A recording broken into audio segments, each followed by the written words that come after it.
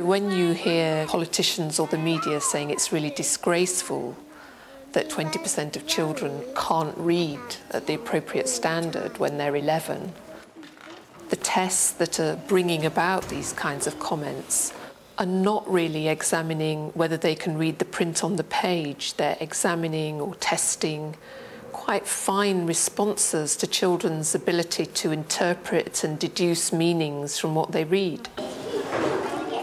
Reading for understanding and enjoyment is the focus of Olivia O'Sullivan's work at the Centre for Literacy in Primary Education and their Power of Reading project. They work with teachers to develop ways of involving children in books and stories as a way of raising standards as well as enjoyment. Last year's project group included Catherine Gadula. Last year I was involved in the whole Power of Reading project, and that basically completely changed my whole idea of how I teach literacy. I tend to spend quite a long time on each of the texts because there's so much you can do around it. The last book we did was Bigu. One of the ways of getting the children to think about the story is to make sure that they know the story well. So one of the things we did was get them to retell the story by making up their own Bigu book. They took it in turns to do the illustrations and the writing, and they talked about what happened on each page and what they were going to write. We looked really closely at this picture and we thought about this little girl here should have gone to get the teacher because Bigu was in the playground. So lots of different ideas came out of that, where they really think about not just the main character but the other characters in the story and what their reason for doing different things might be, how she's feeling on the inside. Drawings of where we think Bigu might come from, so what her planet might look like and who might be there and where they might live. Today, 2G are starting work on the book Grace and Family. They've met the main character in an earlier book. Now they're going to put themselves in her shoes. We had a look at a book all about Amazing Grace, and then we thought about everything we found out about Grace. The first thing I did was thought about what we'd learnt about Grace as a character, and we went over all the things that we know about her. We found out she likes making up stories, she likes watching the ballet, and she has lost her 2 front teeth. How did we find that out? Because you can tell in the picture. You can see it in the picture, can't you? Now, today, we're going to read another story. And then we read the first 2 pages of Grace and Family. It's one of the books which is recommended by the Power of Reading project. The books which they have recommended have always really engaged the children and got them thinking about a lot of issues and ideas that come out of books. Grace lived with her ma and nana and a cat called Pawpaw. Next to her family, what Grace liked best She was reading the book aloud to children. We see that as essential for children to be drawn into the book, to feel enthusiastic about the story, and for all children, whether they can read the book or not, to actually hear the words on the page, read by a teacher who's actually giving a real tune to the story. About how we split up and your papa went back to Africa. He has another family now, but he's still your father. Using text like this helps you to deal with a lot of the issues which the children might have inside their heads, but have maybe never really had an avenue or a voice to say it. Guess what? Your papa sent the money for 2 tickets to visit him in Africa for the Easter holidays. Nana says she'll go with you if you want. She had made up so many fathers for herself, she had forgotten what the real one was like. Okay, I'm not going to read anymore.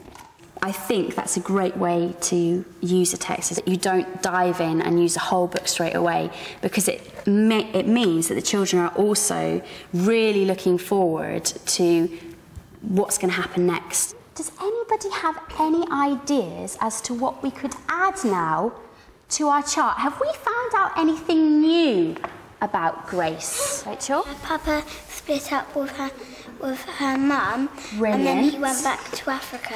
Her father lives in Africa, so she doesn't really get to see him. She had 2 tickets from her father to go to Africa. Brilliant. So now, I imagined I was writing in Grace's diary as Grace. I wrote a really short diary entry as Grace before she got the tickets from her father. And it just was a way of getting the children to start thinking about getting into role and writing diary entries. Because although we've done it before this year, it is a relatively new idea for them. So I wanted to show them a model of it first before we started to write our own. Maybe my papa would be kind and helpful. I wish I knew what he was really like. Get them to be that person in the book, and it becomes real, it becomes meaningful, it becomes something that they want to do and that they want to find out more about. Why do you think Grace might want to keep a diary? Be honest. Because she got something important in there. Important in where? In her head. In her head. And Jonas, what does she want to do with that thing in her head? Keep it. She wants to keep it. She wants to write it down, to keep it there so that she can read it. Good. We thought about how Grace would be feeling getting the plane ticket, and the children were put into pairs. One of you is Ma, and one of you is Grace. And they were reenacting the moment when Grace's mum gave her, or her ma gave her the ticket. How would she be feeling inside about getting this ticket? I want you to also show me on your face how you're feeling. Looking around the room, you could really tell that the children were thinking about it a lot just by what they were doing with their faces. Feeling very shocked. You know, they were looking shocked, and they were like, you know, I'm going to Africa, and I think that was a really good way of starting them off thinking about the thought of going away to see her father. It's a package for you. What if my papa's got a new family? How would I feel then? I think using the plane tickets in the picture was a good way of starting them off, getting them to think about it, actually doing something that was happening in the story. You're helping children to actually step inside the story through role play, through talking to each other. And you're going to be Ma, and you're going to be Grace, okay? By acting out, I think it was a really good way of getting them to think about the ideas and Grace's thoughts of going before we started to do any writing. What we're going to do now is come back to the carpet, and then we're going to talk about all the ideas that you came up with. We actually wrote down and brainstormed Grace's ideas on going to Africa and wrote them in our class journal. So how's she feeling about going to visit her dad in Africa? Happy, shocked, happy, bit sad, excited, a little bit confused. Confused! What a great word! Teachers and children benefit from sequences of activities that are coherent, so that the writing that you do and the discussions that you have and the books you hear read aloud are all linked together. So all the time you're going in deeper. The next diary entry. And then we did a shared write together on the board. I tried to use the children's ideas to write a diary entry about how Grace was feeling having received the plane ticket and the thought of going away to Africa. How are we going to start it off? I've got some tickets to go to Africa to see my dad. So, shall we say today? Today is the best time of my life. Today is the best day of my life? Because I'm going to see my papa. Now, have we got a sentence there? Yes, so what do I need to do now? Thank you, Jonas. I don't know what he's like, so I'm a bit worried what he's... Great! I feel a bit cross because my mum can't come with me. We'll first act it out, then we'll talk about it, and then we'll, you know, model what's been done already, and then hopefully they get to a point where they're like, I've got so many ideas, I just want to start writing, you know, and actually that is what happened, a lot of them. They got back, they opened up their books, and they just started writing straight away. I can see some beautiful writing going on here. You're really thinking about this. Well done. They're very mixed ability-wise. There's some children who need a bit more support and some children who are really flying, but I think it happens in every classroom. What can a dad be?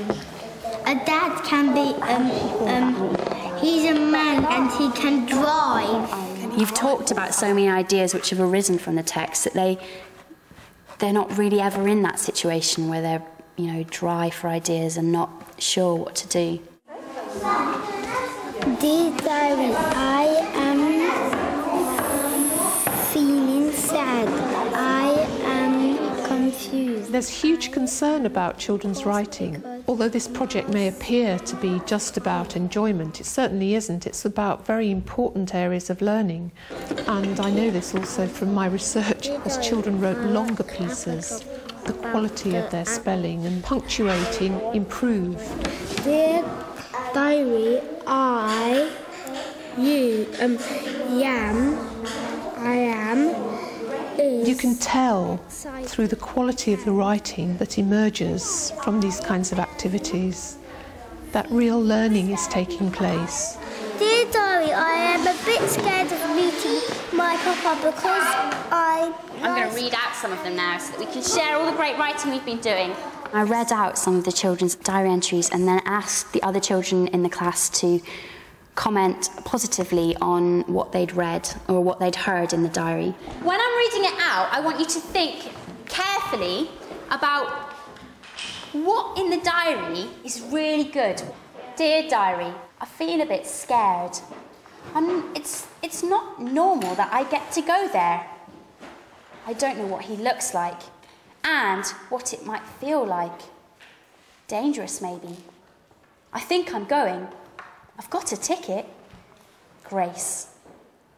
Isn't that great? She's right, she doesn't know what it's going to feel like because she hasn't been there yet. I liked it when he added in, I'm going to Africa in 3 hours. It's something that really helps to raise the whole ethos in your classroom where they're celebrating each other's work and they're feeling really motivated and inspired by each other, hopefully. What do you think might happen in the story? She might make new friends at Africa and go to a new school. Her mama comes to Africa and they live with their papa in Africa happily ever after.